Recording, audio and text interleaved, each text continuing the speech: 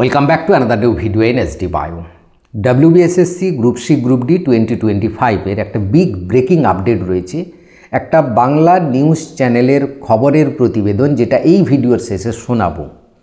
তার সঙ্গে যেটা শোনা যাচ্ছে গ্রুপ সি গ্রুপ ডিতে আবেদনকারীর সংখ্যা 2025-এ নাকি 50% কমে গেছে। এবং আরেকটি বড় আপডেট রয়েছে যে গ্রুপ সি গ্রুপ ডির পরীক্ষার ডেট নিয়ে একটা খবর শোনা যাচ্ছে, সেটাও আপডেট দেবো। তার সঙ্গে কেন এই আবেদনকারীর সংখ্যা হঠাৎ করে 50% কমে গেল, মানে একটা চাকরির পরীক্ষায় 50% কমা মানে 2016 সালের নিরিখে 50% কমা, অর্থাৎ 2016 সালে শোনা যাচ্ছে যেটা আমরা জানি যে 16 লক্ষ পরীক্ষা দিয়েছিল, সেখানে এবছর গ্রুপ সি গ্রুপ ডিতে আবেদন করেছে মাত্র 8 লক্ষ। যদিও 8000 প্লাস ভ্যাকেন্সি রয়েছে, তাতে 8 লক্ষটা কম নয় সংখ্যাটা, কিন্তু 2016 সালের নিরিখে এই আবেদনের সংখ্যাটা কমলো।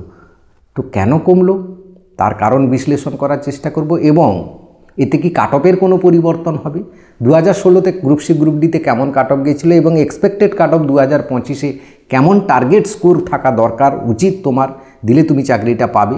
এবং এই যে কমে যাওয়া, এটাকে সুযোগ হিসেবে ধরবো না এটা আবার একটা দুর্ভোগ SLSTর মতো, এই সমস্ত কিছু আলোচনা করব। তাই ভিডিওটা শেষ পর্যন্ত দেখো, ভালো লাগলে লাইক করে বন্ধুদের শেয়ার করে দিও, চ্যানেলে নতুন হলে চ্যানেলটা সাবস্ক্রাইব করে নিও। দেখো, এই যে 50% কমলো তার আমার মতে কয়েকটা বেশ কারণ রয়েছে। এক তো যে কথাটা বলছি দুর্ভোগ, SLSTতে যে দুর্ভোগটা হয়েছে সেটা।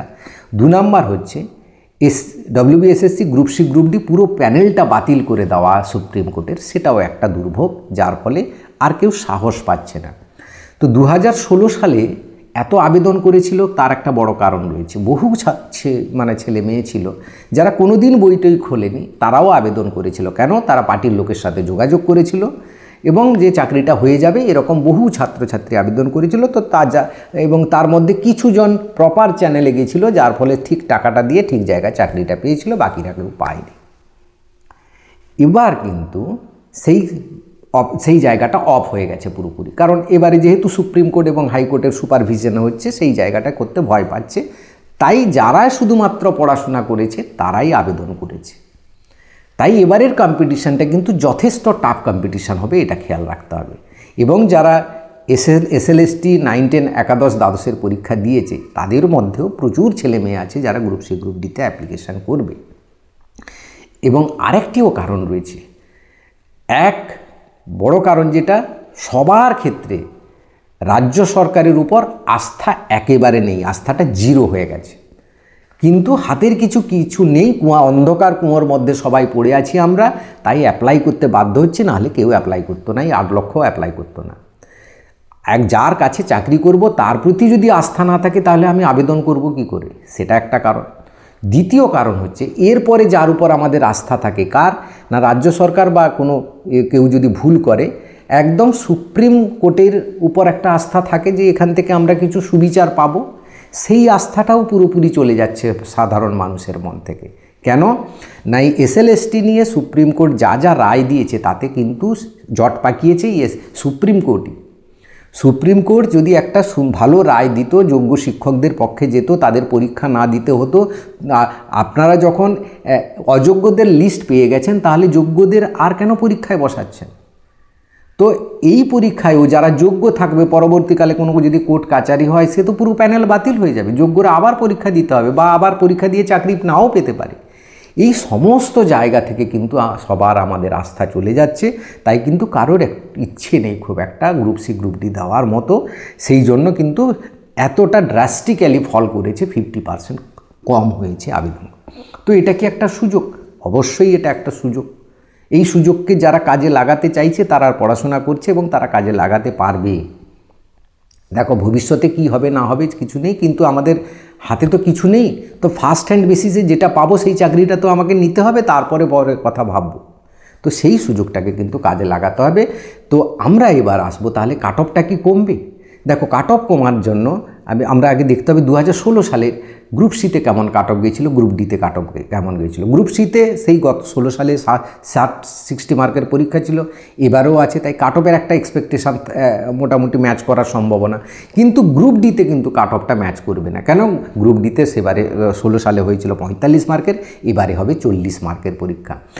এবং এই 40 মার্কের কাট অফটা কত হতে পারে সেটা একটু মানে ভাবনা চিন্তার বিষয় রয়েছে। তো আগে আসি আমরা গ্রুপ সিতে। দেখো গ্রুপ সিতে জেনারেলে 2016 সালে সাউথ 24 পরগনা সবচেয়ে বেশি কাট অফ গিয়েছিল জেনারেলদের ক্ষেত্রে, 53 হাইয়েস্ট গেছিল।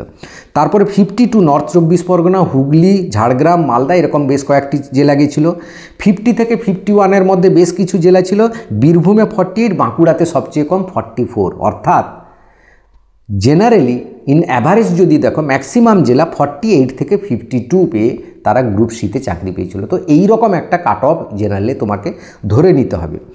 ওবিসির ক্ষেত্রে দেখো গেছিল 46, 48, 50 মধ্যে ওবিসি এ বি এরকম ছিল।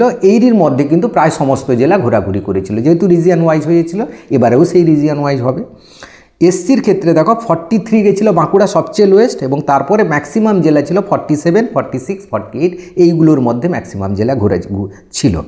এসটির ক্ষেত্রে 41 সবচেয়ে কম ছিল সেই বাঁকুড়াতে, 45 বেশ কিছু জেলা ছিল, এবং 45 থেকে 49-এর মধ্যে বাকি কয়েকটা জেলা ছিল। ফিজিক্যাল হ্যান্ডিক্যাপ 35 পর্যন্ত নেমেছিল বাঁকুড়াতে, 38 থেকে 40-র মধ্যে ম্যাক্সিমাম জেলাগুলো ছিল এই রকম কাট অফের মধ্যে ছিল।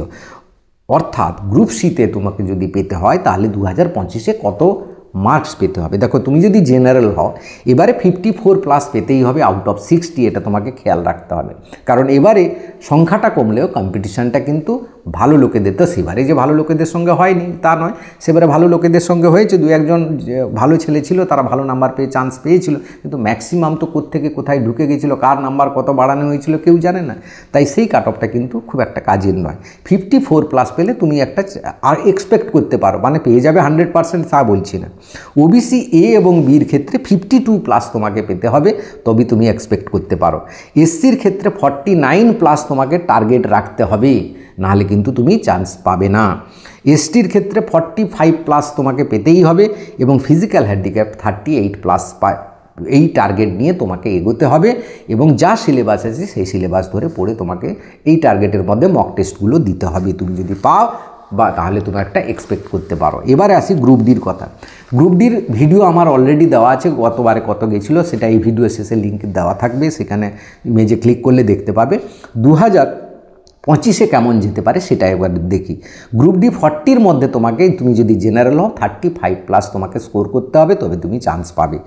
ওবিসি এ এবং বির ক্ষেত্রে বলবো তোমাকে 32+ পেতেই হবে, নাহলে কিন্তু হবে না।